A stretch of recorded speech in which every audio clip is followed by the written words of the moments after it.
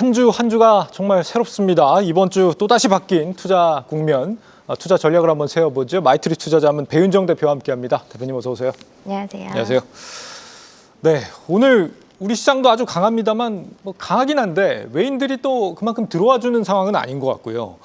금리 인하 가능성을 높인 파월입니다. 어떻게 좀 이변이 없다면 9월엔 인하하겠구나 이렇게 보면 될까요?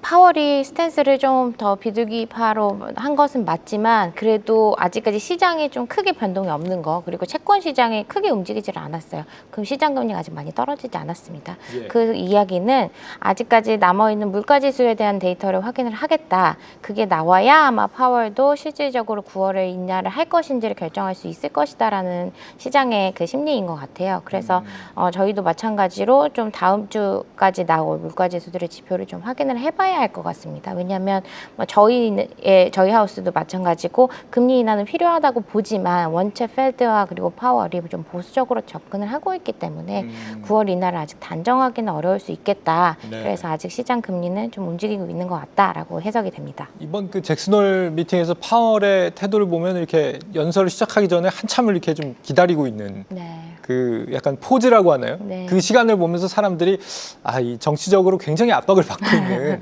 연준의 그런 고통이 느껴졌다. 뭐 이런 네. 발언을 하시는 분들도 계시는데 네.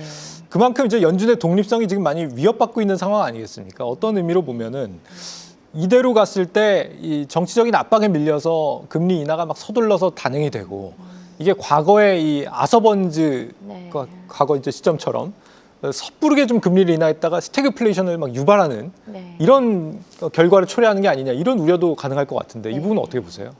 그럼 저희가 보는 거는요, 지금 파월뿐만 아니라 다른 이사들도 계속 말하는 게 너무 어려운 국면이다. 왜냐하면 좀 지표가 나타나고 있는데 뚜렷한 방향성이 안 보인다라고 계속 얘기를 하고 있어요. 그럼 일례로 또 노동시장에서 수요가 줄었는데 네. 공급마저도 줄고 있다는 거예요. 이거는 기존에 저희가 거시경제를 배울 때 전통적으로 알던 이론과는 좀 괴리가 있는 것들인 거죠. 그래서 분명히 지금 미국 경기가 어떤 변곡점인 거는 확실하지만 이럴 때 우리가 어떤 타이밍에 어떤 액션을 취해야 가장 경기에 효과적인 방향일 것이냐를 계속 고민을 하고 있는 것 같아요.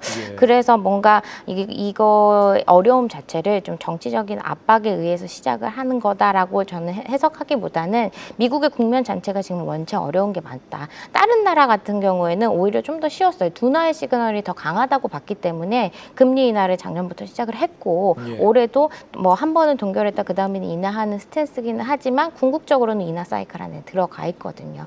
근데 미국은 어떻게 보면 굉장히 견고하고 그리고 그 글로벌 투자의 자금이 모두 다 미국에 집중되어 있기 때문에 유동성이 계속 떨어지지가 않고 이런 것들이 계속 선순환이 돼서 너무 탄탄하다 보니까 오히려 시그널을 만들어가기가 어려웠던 거죠. 그래서 스태그플레이션은 금리를 인하했기 때문에 반드시 올 것이다 라기보다는 지금 미국 경기 자체가 고물가가 되고 있는 것은 고임금도 맞춰줘야 되고 그렇게 가고 있음에도 불구하고 성장이 일어나고 있고 해서 어렵기 때문에 스태그플레이션에 대한 우려가 미국은 계속 있는 것이다. 이렇게 좀 보여집니다. 그래서 금리 인하가 시작이 되면 어떻게 보면 미국 포지션을 지금 가지고 계신 분들은 이제부터는 지난주 금요일 날 잭슨홀 끝나고 나서 러셀 2000이 많이 움직였습니다. 예. 그동안 러셀이 많이 빅테크에 비해서 전혀 조명을 못 받았는데 예. 아마 러셀 2000뿐만 아니라 오늘 코스닥도 많이 움직였어요. 그래서 그동안보다는 중소형주의 포트폴리오로 좀 다 바뀌어 리밸런싱 해보시는 것도 미국 투자를 하는 데 있어서 방법이실 것 같아요. 왜 중소형주가 움직이게 된 걸까요? 이제 중소형주 기본적으로 금리가 높을 때는 중소형들은 자금 조달하기가 어렵습니다. 채권 시장에서도 어렵고요. 유동성이 거기까지 미칠 거라고 보기 때문에 중소형까지 그래서 중소형주들이 이렇게 강세를 보인 거군요. 그렇죠. 그리고 그 기존의 금리 자금 조달이나 투자의 부분에 있어서 어려웠던 부분이 이제는 중소형주를 찾아갈 것이다라는 관점 때문에 중소형주가 관심 갖고 오늘 우리 시장에서 코스닥의 강세도 비슷한 이유라고 혹시 생각을 해봐도 될까요? 네, 그렇게 생각합니다. 그렇군요. 선제적으로 금리 인하를 네. 좀 단행을 하면 증시 관점에서는 이게 거품 랠리가 시작되는 것이다. 뭐 네. 이렇게 표현들을 많이 하던데 네. 거품 랠리가 생기면은 투자자들은 당연히 뛰어들어야죠. 뛰어들긴 뛰어드는데 뭔가 마음 한켠에서는 이 거품이 막 랠리가 펼친다 그러면 어딘지 모르게 좀 불안감도 든단 말이죠. 맞습니다. 이게 어떻게 대응해야 하는 게 맞습니까? 지금까지 저희가 유동성 랠리가 굉장히 장기화되어 왔습니다. 그리고 지금 저희가 뭐 한편으로 의아한 것은 샘 올트만이 AI 거품이다라는 말을 했잖아요. 지금 예. 저희가 AI 기대감이 굉장히 크고 사실 그거에 대한 수혜를 오픈 AI와 엔비디아가 지금 가장 많이 받았는데 그래서 지금부터 금리 인하가 됐을 때 다시 랠리가 시작될 것이다라는 기대감보다는 조금 다른 방향으로 어떻게 자금이 좀 이동할 수 있느냐에 좀 관심을 주시면 좋을 것 같아요. 앞에 말씀드린 것처럼 중소형주로의 자금이 이동할 것이냐 그리고 또 하나는 좀 이머징 마켓으로 자금이 이동할 수 있을 것이냐에 대해서 좀 보시면 좋을 것 같고요. 어떻게 생각하시는데요? 이머징은 제가 앞서 말씀드린 것처럼 지금 우리가 방향성에 대해 어려운 게 스태그플레이션은 어렵다는 거잖아요. 예. 그런데 경기 둔화가 있지만 인하를 해주면 유동성과 투자로 인해서 올라갈 수 있는 기대감은 생길 것이다라는 시장이 오히려 더 쉽거든요. 예. 리스크는 좀 덜한 거잖아요. 방향성이 확실하니까요. 그래서 이머징 마켓들은 그런 것들이 있습니다. 지금 예를 들어서 뭐 요즘에 최근에 좋은 흐름을 보였던 베트남, 뭐 인도네시아, 뭐 필리핀, 그리고 그 남미 쪽에서는 브라질 이런 나라들은 사실 그동안 AI의 수혜나 이런 거를 밸류체인에서는 굉장히 멀어져 있는 인덱스들입니다. 네. 이런 쪽으로 관심을 좀 가져보시면 좋을 것 같고요. 중국도 마찬가지입니다. 중국이 그동안은 경기 회복에 대한 퀘스천 때문에 계속 이제 외국인 투자자들이 좀 투자가 꺼려졌는데 지금은 사실 미국 금리 인하가 본격화된다고 한다면 중국 시장에 대한 자금 흐름은 좀 어떻게 보면 필연적이라고 저는 보거든요. 예. 그래서 중국 시장에도 관심을 가져보시면 좋을 것 같습니다. 자금이 이 시점부터는 좀 이동할 수 있다. 금리 인하가 시작되는 시점부터는 네. 그렇게 보시는군요. 네, 미국 증시에서의 어떤 강한 성장 이런 걸 기대하는 거는 조금 무리가 있다는 말씀이신 거예요, 그러면? 지금 뭐 저희가 이제 밸류에이션을 항상 안 따져볼 수가 없는데 뭐 물론 뭐 지금 빅테크들의 성장성이 계속 조명을 받고 있지만 어쨌든 밸류에이션이 높은 것도 사실입니다. 그런데 그거에 반해서 다른 밸류에이션이 낮은 것들이 있으니 우리가 투자의 입장에서는 밸류에이션이 낮으면서 성장할 수 있는 것들을 찾아가는 게 좀 하방을 막으면서 상승을 노려볼 수 있는 것들이니까요. 예. 미국에 대한 기회가 없다라고 판단하기보다는 다른 시장에서도 또 좋은 기회를 찾을 수 있다 이렇게 보시는 게 좋을 것 같아요. 그런 차원에서 오늘 우리 시장에서 로봇주들이 때 아닌 강세를 보이고 있습니다. 맞습니다. 배경을 알고 봤더니 노랑봉투법이 어제 국회를 통과했기 때문이다. 이게 하청 노동자들의 기업에게 이제 쟁의를 하고 이제 교섭을 할 수 있는 그런 권한이죠.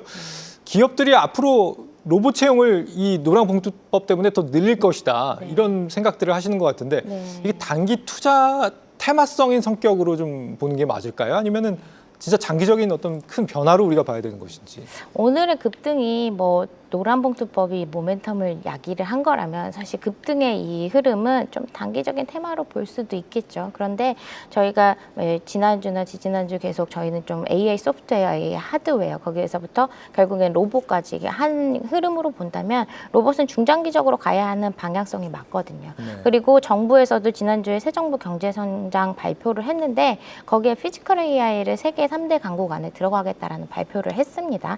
3대 강국이라는 게 지금 결국에는 미국과 중국이 압도적인 그 강국이에요. 그 다음에 우리가 노려보겠다고 하는 방향성인데 방향성은 맞다고 보기 때문에 지금 급등하는 시세에 좀 출격 매수를 하시는 것보다는 좀 꾸준히 분할 매수 해가면서 보시는 게 좋을 것 같습니다.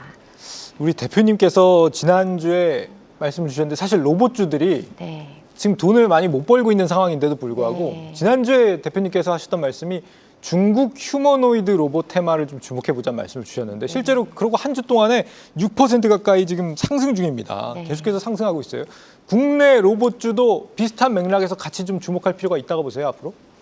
네, 뭐 앞서 말씀드린 것처럼 지금 뭐 노란봉투법이 아니어도 결국에 로봇으로 가는 방향성입니다. 사실 우리가 AI를 쓰는 것도 어떤 효율성 때문에 AI를 사용을 하는 거잖아요. 그리고 결국 AI의 꽃은 휴머노이드로부터 이제 꽃 피울 거라고 생각이 되거든요. 그런데 한국에서는 중국과는 조금 다른 점은 뭐냐면 한국은 중국만큼의 내수 시장은 없습니다. 그래서 한국이 중국과 같은 그 성장이나 시장을 가져갈 거라고 보기는 좀 어렵고요. 제가 밸류체인을 조금 말씀드리고 싶으면 지난주에 좀 시간이 없어서 다 말씀을 못 드려가지고 중국 로봇의 밸류 체인을 좀 보면요. 당연히 뭐 원자재가 있을 것이고요. 그리고 구성 부품이 들어갑니다. 구성 부품이 뭐가 들어가냐? 로봇은 사람과 같은 역할을 다 해야 되기 때문에 볼 수 있어야 되고요. 예. 느낄 수 있어야 되고 말할 수 있어야 되고 이런 것들이 필요합니다. 그래서 볼 수 있으려면 사실 센서가 제일 필요하고요. 그 다음에는 얘가 움직여줘야 돼요. 근육과 같은 거 움직여줘야 돼서 우리가 구동 부품이라고 합니다. 아마 액추에이터라는 걸 많이 들어보셨을 텐데 네. 이 구동 부품이 로봇에서의 약간 핵심적이에요. 이 액추에이터의 원가가 거의 60~70%를 차지한다고 합니다. 그다음에 제어, 이제 생각하고 그리고 행동하는 걸 어떻게 할 것인지 제어 시스템 부품이 필요하고요. 그다음에 구조 부품이죠. 얘가 사람처럼 서 있어야 하기 때문에 뼈대 같은 것들이 필요합니다. 그리고 당연히 움직일 수 있는 소프트웨어, 그리고 AI가 이 소프트웨어에 들어가겠죠.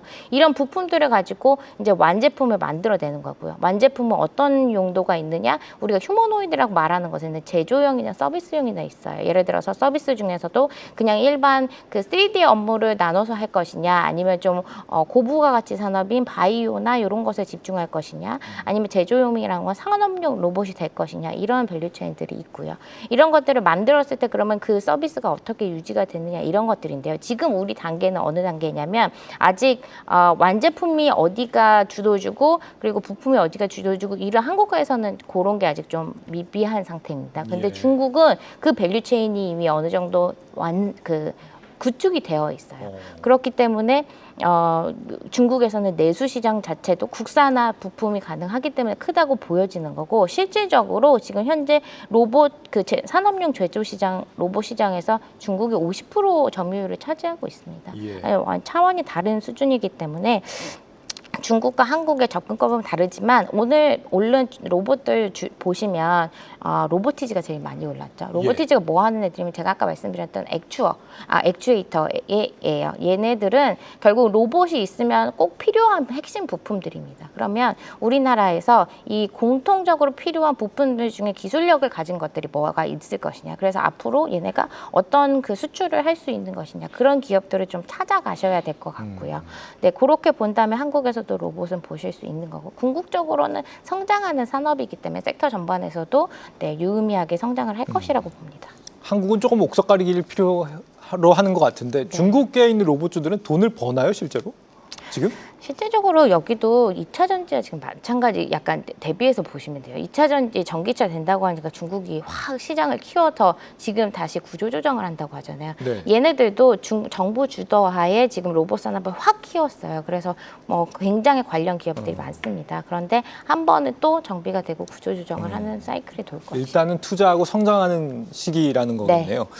2차 상법 개정안도 오늘 오전에 표결이 완료가 됐습니다. 통과가 됐는데 이제 집중 투표제 의무화, 그리고 감사위원 분리선출위원 수를 확대하는 그런 방안이 담겨 있습니다. 이건 공포 후에 1년 뒤부터 시행이 되거든요. 네. 이건 앞으로 우리 자본시장에 어느 정도나 영향을 줄 이슈로 보세요? 일단 우리 자본시장에 지대하게 영향을 줄 거지만 이게 결국에는 증시에 어떻게 반영할까라는 것이에요. 그런데 지금 상법 개정 그리고 배당소득세, 우리 자사주 소각 이런 모멘텀들이 한번 지금 크게 상승을 해줬고요. 그리고 어떻게 보면 대주주 10억 원의 기준이라는 것 때문에 그것들에 대한 기대감이 많이 떨어진 상태입니다. 그래서 상법 개정안 통과한 다음에 뭔가 모멘텀이 다시 생긴다면 저는 좀 차익 실현을 하는 구간으로 계속해서 이쪽은 계속 회의적으로 보시는 것 같아요, 대표님은. 제가 별로 안 좋아하는 색깔. 특별히 안 좋아하시는 이유가 있으신 거예요, 이쪽은? 안 좋아하지는 않고요. 저는 궁극적으로 오래 갈 수 있는 펀더멘탈을 볼 수 있는 것들은 산업 쪽이라고 생각이 돼서요. 제조업, 산업업 보시는 게 좋을 것 같아요. 알겠습니다. 지금 오늘 밤에 한미 정상회담이 드디어 열립니다. 정부도 지금 여기에 잔뜩 좀 긴장하고 있는 상태로 보여요. 맞습니다. 시장에서는 지금 원전이나 조선 쪽의 협력을 사실 기정사실화하면서 기대감을 키우고 있는데 내일 아침이 됐을 때 우리가 어떤 섹터를 진짜 주목해야 될지, 실제로 원전 조선을 주목하는 게 맞습니까? 원전 조선은 이미 좀 기대감이 많이 되어 있다고 생각을 하고요. 저는 오히려 좀 더 제가 개인적으로 관심이 가는 주제는 삼성전자예요. 인텔이 지금 미국 정부가 지분 투자하기로 결정을 했잖아요. 근데 트럼프도 말했지만 이런 스킴의 투자를 계속 더 늘릴 수 있겠다라고 했고 거기에 가장 많이 언급이 되는 게 지금 삼성전자입니다. 근데 저희가 나라적으로 봤을 때는 사실 삼성전자에 미국 정부가 주분 투자를 한다는 거는 긍정적이지 않은 시그널일 수 있습니다만 네. 사실 삼성전자한테는 어떤 또 다른 시너지가 될 수 있다고 보거든요. 어떤 면에서요? 결국에는 미국에서 지분 투자를 한다면 만약에 예. 지분에 있어서 이익을 가져가야 될 거 아니에요. 예. 캐피탈 게인이 일어나든지 아니면 배당이 더 많이 일어나든지 아니면 미국 내에서 산업에 있어서의 경쟁력을 더 높여주든지 어떤 식으로든 좀 긍정적인 부분을 이끌어내기 위해 지분 투자를 하지 다른 방법으로 하는 게 목적일 거잖아요. 그래서 예. 기업 자체에는 관심이 있을 것이다. 그래서 정상회담에서 혹시 그런 식의 논의가 조금이라도 왔다 갔다 할런지 저는 좀 이거에 관심을 가지고 있습니다. 네, 상당히 솔깃하네요. 마지막으로 요즘만 좀 여쭤보고 싶습니다. 지금 변압기 전력 인프라 쪽 섹터가 네. 50% 철강 관세 맞은 이후에 크게 조정을 받았다가 다시 지금 예전 수준을 회복을 했단 말이죠. 맞습니다. 이게 뭐 넘치는 전력 수요가 있기 때문에 어차피 답은 전력 인프라야 이렇게 보는 시각인 것 같은데 네. 어떻게 평가하십니까? 네, 방향성은 맞습니다. 사실 저희가 아직도 AI 이거는 큰 산업의 방향성이기 때문에 전력이 필요한 것과 전력 산업의 인프라는 유망한 것은 사실인데 사실 이것도 또 다시 얘기해 보자면 이제 밸류에이션인 건 거죠. 그래서 예. 다시 이렇게 반등이 좀 간 것은 어떻게 보면 지금 저희가 다른 모멘텀을 찾기가 좀 어려운 상황입니다. 그래서 또 다시 결국에는 전력이야라고 갈 수도 있지만 이것 또한도 저는 어떻게 일정 부분 정도는 리밸런싱 하실 수 있는 모멘텀으로 보시는 게 어떨까 싶습니다. 이 타이밍에 리밸런싱을 고민해봐야 될 섹터들이 몇 군데 있는 것 같습니다. 오늘 대표님과의 말씀 중에 그런 얘기가 좀 있었는데 네. 참고해보면 좋을 것 같습니다. 오늘 말씀 잘 들었습니다. 감사합니다. 감사합니다.